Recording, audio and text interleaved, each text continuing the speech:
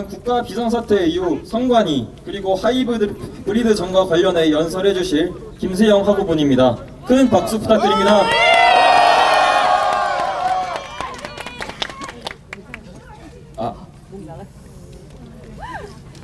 안녕하십니까.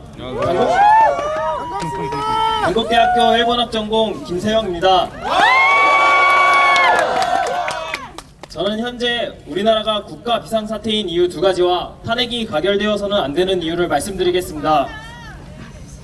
국가 비상사태의 이유 네 번째, 선관위의 채용 비리와 부정선거 의혹입니다. 헌법 제24조 모든 국민은 법률이 정하는 바에 의하여 선거권을 가진다.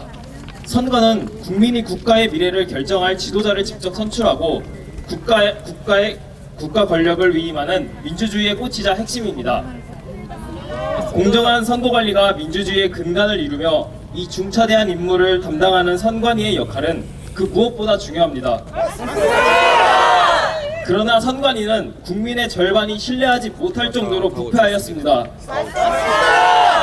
채용 규정을 1200여 건이나 위반하며 고위 간부 자녀들에게 채용 특혜를 제공한 사실은 공정한 기회를 기대하고 노력했던 청년들을 좌절시켰습니다.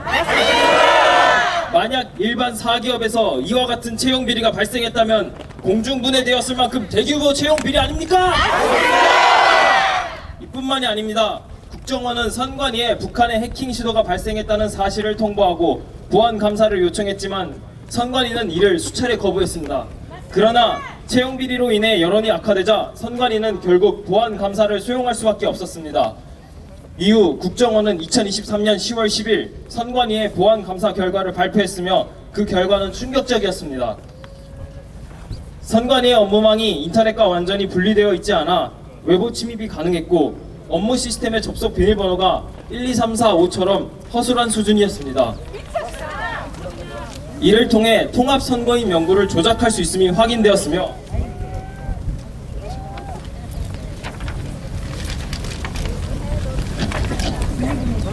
해커가 청인과 서명을 탈취한 후 사전투표 용지를 무단으로 인쇄할 수 있는 보안 허점도 드러났습니다. 뿐만 아니라 전자개표기에서 무선통신이 가능한 부품이 발견되기도 했습니다. 이 정도면 부정선거 의혹이 제기되는 것이 당연하지 않습니까? 또한 재검표 과정에서 반듯하게 접히지 않은 투표지, 도장이 뭉개진 투표지, 배춧잎 투표지, 일장기 투표지, 본드가 칠해진 투표지 등 이상한 투표지가 대량으로 발견되었습니다. 1000장 이상이 발견되었음에도 불구하고 이는 재검표 이전에 투표관리인에 의해 특이사항으로조차 분류되지 않았습니다. 그러나 선관위는 접히지 않은 투표용지에 대해 원상복원 기능이 있는 종이라는 납득하기 어려운 주장으로 의혹을 부인하였습니다. 만약 그렇게 당당하다면 왜 선관위는 해당 해명 영상을 삭제했습니까? 맞습니다!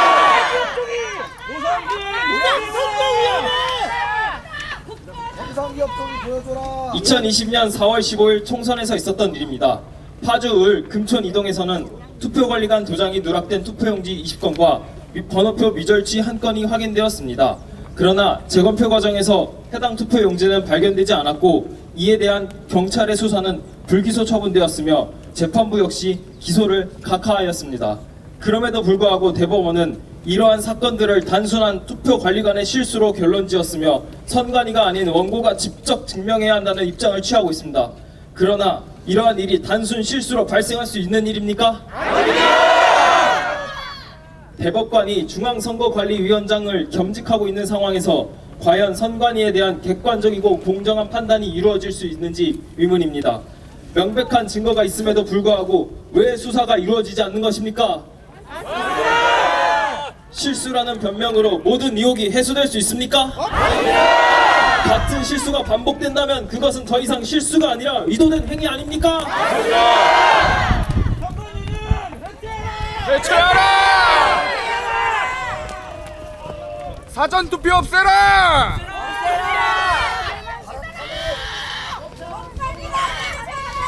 부정선거 검증하라! 국가 비상사태의 이유 5번째, 위협받는 국가안보와 하이브리드전입니다. 형법 제98조 1항은 적국을 위하여 간첩하거나 적국의 간첩을 방조한 자는 사형, 무기 또는 7년 이상의 징역에 처한다라고 규정되어 있습니다. 이 법은 냉전 시대의 유산으로 사실상 북한에 한정된 법안이며 그 한계가 명확합니다. 3년간 대한민국 해군시설과 미국의 국가 전력 자산을 드론으로 불법 촬영한 중국인 유학생 3명, 국정원 청사를 드론으로 촬영한 40대 중국인, 정보사령부 군사기밀을 유출한 국무원 등 이들은 모두 군사기밀 유출 행위를 저질렀지만 그 대상이 북한이 아닌 중국이었기 때문에 간첩법 혐의 적용이 불가능했습니다. 따라서 동맹국이나 기타 국가, 단체에 의한 간첩 행위는 사실상 처벌이 불가능한 상황입니다. 이는 국가 안보에 심각한 위협이 되고 있으며 개정 논의가 여러 차례 이어져 왔습니다. 여야 합의로 법안 심사를 통과했음에도 불구하고 공교롭게도 개엄 당일 민주당은 이를 악용할 여지가 있다는 이유로 법 개정에 제동을 걸었고 동시에 시민단체들의 반대가 빗발쳤습니다. 전쟁은 점점 하이브리드화되고 자국 중심주의가 확대되는 정세에 기민하게 대처해야 하는데 국가의 안보 체제를 개선해야 하는 시국에 이를 방해하는 민주당은 대체 어느 나라를 위한 정당입니까? 중국! 중국!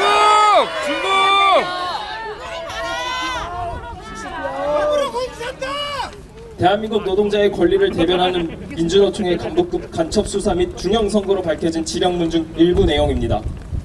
청와대 등 주요 통치기관들에 대한 송전망 체계 자료를 입수하여 이를 마비시키기 위한 준비사업을 추진하라. 화성, 평택지역 군사기지, 화력발전소, LNG 저장시설, 항만 등 관련 비밀 자료를 수집하여 유사시에 대비하라. 방사능 오염수 방류 문제를 걸고 반일 민심을 부추겨 일본 것들을 극도로 자극하는 한편 집권 세력을 압박해 이남 당국과 일본 사이의 대립과 갈등을 되돌릴 수 없는 지경으로 몰아넣도록 조치하라. 한미동맹은 전쟁동맹, 평화파괴본 윤석열을 탄핵하자, 남북합의 이행 등의 구호를 들고 용산 대통령실과 정부총사, 윤석열 자택 주변에서 도로 차단, 포위 행진, 연자 시위들을 지속적으로 조직 전개하라. 이태원 참사를 세월호 사건처럼 각계각층의 분노 분출 계기로 만들 것, 촛불 시위, 추도문 등 다양한 항의 투쟁에 집중하라. 민주노총은 간첩단이다! 이 모든 것들이 최근 몇 년간 그대로 재현되었습니다. 마치 전복되기 전에 홍콩을 보는 것 같습니다. 여러분, 총칼이 난무하고 유혈 사태가 일어나는 것만이 전시 상황이 아닙니다. 국가 전복을 획책하는 거대 조직이 지령문을 실현하며 그들의 수장이 간첩이 수감된 지금의 현실이 어떻게 전시 상황이 아닙니까? 맞습니다! 국가 비상사태가 맞지 않습니까? 맞습니다!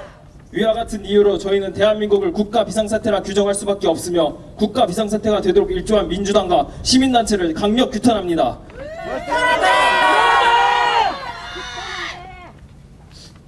다음은 이를 바탕으로 계엄의 정당성에 대해 이야기하겠습니다. 계엄령은 헌법 제77조에 엄연히 명시되어 있는 대통령의 고유 권한이자 고도의 통치 행위입니다.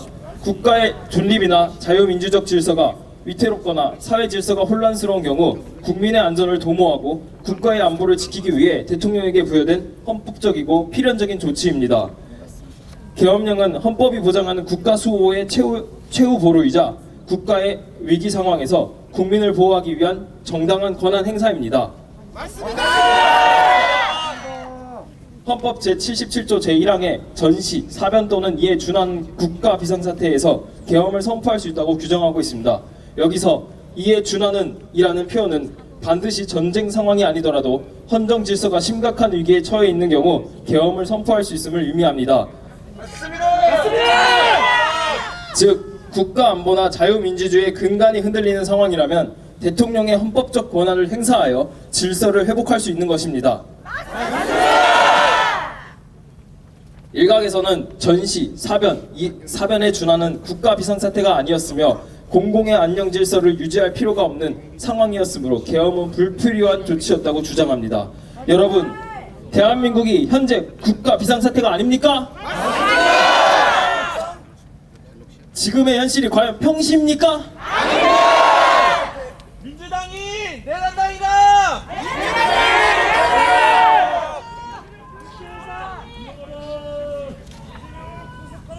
헌법 제98조 제5항 국무회의의 회의록의 유무에 대한 문제, 헌법 제77조 4항 국회의 통보에 대한 문제, 그리고 포고령의 위법 여부를 이 자리에서 논할 수는 없습니다. 그러나 성급하게 탄핵으로 결론 짓는 것은 옳지 않습니다.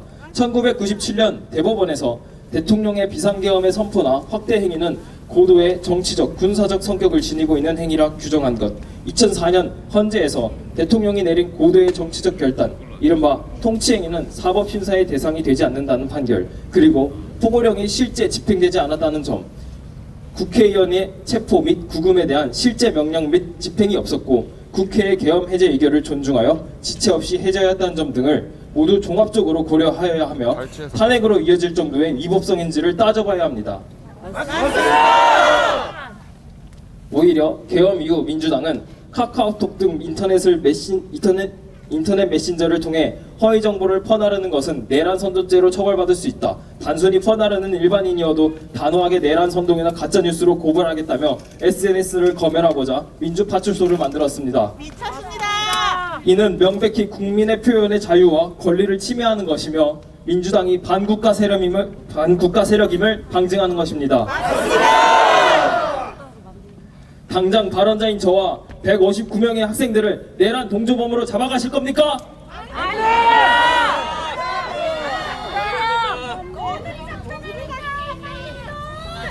따라서 현재 대한민국은 헌법이 규정한 국가 비상사태에 해당하는 충분한 요건을 갖추고 있으며 대통령의 계엄 선포는 공공의 안녕과 질서 유지를 위한 불가피한 조치였습니다. 과정상의 절차적 하자가 있을 수는 있습니다. 그렇다 한들 현 국가 상황에 빗대어 보면 조각 사유가 되지 않을 수 없습니다. 대통령으로부터 진보 주요 인사와 의원을 체포하고 국회 계엄 해제 의결을 방해하라는 명령을 하달받았다는 등 주요 증인들의 진술이 있었으나 증인들의 진술이 지속적으로 번복되어 더 이상 신뢰성이 없습니다.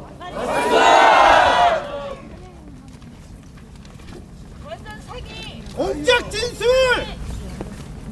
계엄령은 어떤 유혈 사태도 일으키지 않았고 국회 진입 시 국민을 대상으로 한 총기 발포, 체포, 구금 시도가 없었으며 목적을 달성한 후 국회 의결을 통하여 계엄을 해제하였습니다. 그럼에도 불구하고 일부 세력은 계엄을 단지 독재적 수단으로 왜곡하고 탄핵을 정당화하고 있습니다. 그러나 상기된 내용에 비추어 볼 때 탄핵은 절대 인용되어서는 안 됩니다. 올해 1월과 2월 대한민국은 그 어느 때보다 혹독한 추위 속에 있었습니다. 그러나 우리가 마주한 대한민국의 현실은 추위보다 더욱 냉혹했습니다. 우리는 사랑하는 이 나라에서 법치주의가 무너지는 순간을, 표현의 자유가 고소와 고발로 억압당하는 현실을 직접 목격했습니다. 이제 우리는 더 이상 침묵하지 않을 것입니다. 대한민국의 국민으로서 우리는 끝까지 목소리를 내며 함께 행동할 것입니다. 제가 불법 탄핵이라고 하면 기각하라라고 외쳐주십시오. 불법 탄핵! 기각!